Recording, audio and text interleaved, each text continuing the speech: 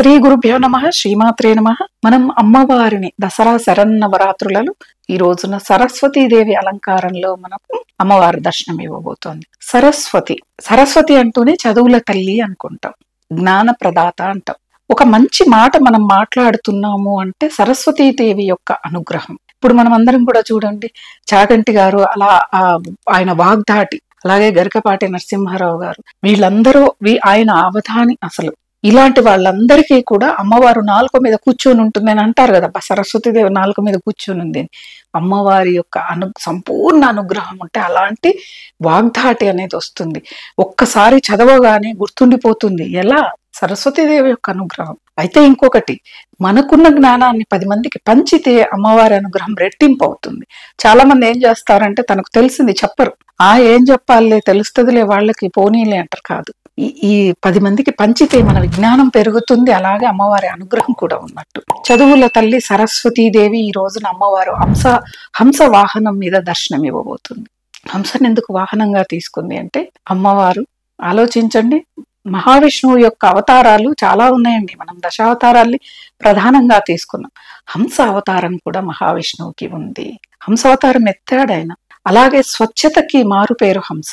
తెల్లగా ఉంటుంది. మానస సరోవరం దగ్గర ఉన్నాయి అని విన్నారు, కానీ ఎవరూ చూడలేదు ఇప్పటికీ. హంసలు మాయమైపోయాయి, హింస పెరిగిపోయింది. హింస పెరిగే వరకు హంస లేదు.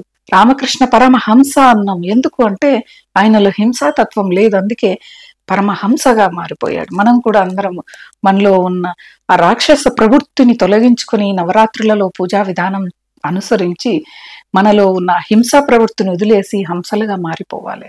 అలాగే పాలు నీరు మనం కలిపి హంస దగ్గర పెడితే పాలని నీటిని వేరుగా చేసి పాలని మాత్రమే తీసుకుంటుంది. అంటే ఇక్కడ ఏంటిది సంకేతం హంసకి అంటే, మంచి చెడు రెండు కలిసి ఉంటాయి, రెండిటిని వేరు చేసి మంచినే తీసుకోండి అనే దానికి సంకేతంగా అమ్మవారు హంస వాహనాన్ని ధరించి ఉంది. అమ్మవారు ఆ వాహనం మీద ఉంటారన్నమాట. తల్లి అంటే ఇక్కడ సరస్వతి అంటే ఓన్లీ విద్య అంటే చాలా రకాలు ఉన్నాయి. సంగీతం నేర్చుకోవటం, సంగీత వాయిద్యాల్ని నేర్చుకోవటం, ఇవన్నీ కూడా సరస్వతీదేవి యొక్క అనుగ్రహమేనండి. చదువులో బాగా రాణించటం, ఎక్కడికి వెళ్ళినా చాతుర్యంతో ప్రవర్తించటం సరస్వతీదేవి యొక్క అనుగ్రహం, అమ్మవారి యొక్క అనుగ్రహమే. అందుకే కదా బ్రహ్మదేవుడి భార్య బ్రహ్మీకాల ముహూర్తంలో చదివితే అద్భుతమైన జ్ఞానం లభిస్తుంది, నిద్రలేస్తే అద్భుతమైన జ్ఞానం లభిస్తుంది అంటే సరస్వతీదేవి యొక్క అనుగ్రహం ఉంటుంది అక్కడ. బ్రహ్మదేవుడి యొక్క భార్య కదా. అమ్మవారిని ఆరాధిస్తే సృష్టిలో మనం ఎక్కడి పోయినా కూడా అద్భుతమైన జ్ఞానంతో మనం అలరాలింపబడతాం. చదువులు ఒక్కటే కాదండి. ఇప్పుడు మనకి ఒకప్పుడు కాలం బ్రిటిష్ వాళ్ళు పరిపాలించే కంటే ముందు విద్యా బుద్ధులు అనేవి ఉండేది.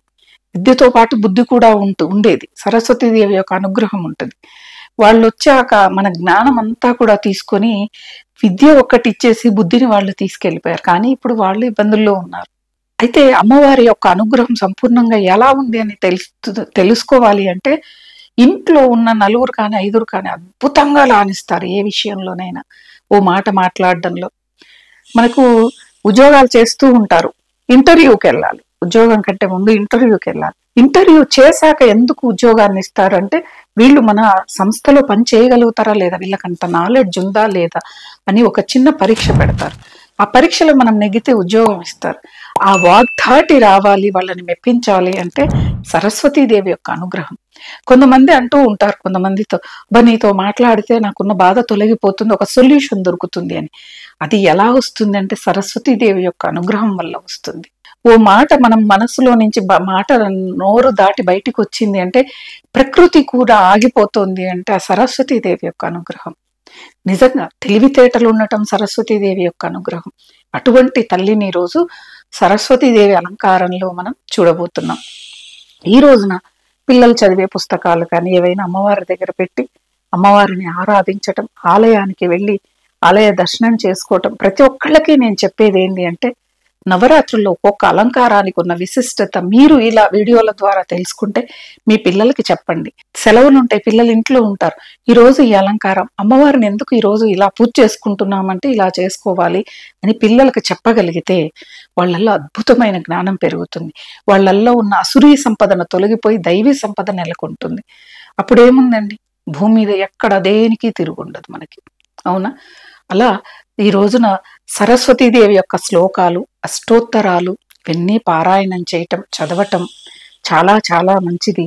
తల్లికి కృతజ్ఞత చెప్పాలి. తప్పులు ఏమైనా నోటి ద్వారా చేసింటే క్షమించమని చెప్పాలి, అడగాలి. అప్పుడు అమ్మవారు అనుగ్రహం మనకి లభిస్తుంది. ఎందుకంటే నోటి ద్వారా చాలా మందిని బాధ పెడతాం. అంటే ఇక్కడ బాధ అంటే వేరే అండి. తల్లిదండ్రులు పిల్లల్ని మరి అరిచో దయా నయానో దండన చేసో దారిలోకి తెచ్చుకోవటం అది పాపం కాదు. ఏ కారణం లేకుండా అవతల మీద విరుచుకుపడిపోవటం, అక్కడి మాటలు ఇక్కడి మాటలు అట్లాడ అవసరం లేని వాళ్ళ గురించి మాట్లాడటం, ఇవన్నీ కూడా అజ్ఞానం వల్ల వస్తాయి. ఆ జ్ఞానం కావాలి అంటే సరస్వతీదేవి యొక్క పాదాలని పట్టుకోవాలి. ఎవరి దాంట్లోనూ ఇప్పుడు చాలా మందిని చూస్తాం, ఎవరి జాతకాలో మనం చెప్తాం, ఎవరి ఇంటి కథలో మనం చెప్తాం. అవన్నీ మనకు అనవసరం కదా. ఈ అజ్ఞానం వల్ల వస్తాయి ఇవన్నీ కూడా. అడగకుండా మనం మాట చెప్పేయటం, ఇవన్నీ అజ్ఞానం వల్ల వస్తాయి అన్నమాట. అవతల మనల్ని అడగరు ఇది ఎలా అని, మనం చెప్పేస్తాం అనమాట. అవన్నీ ఉన్నాయంటే సరస్వతీదేవికి అక్కడ చోటు లేదని అర్థం. కాబట్టి సరస్వతీదేవిని భక్తితో ఆర్తితో మనం ఆరాధించుకొని అమ్మవారి యొక్క అనుగ్రహాన్ని పొందుదాం. స్వస్తి.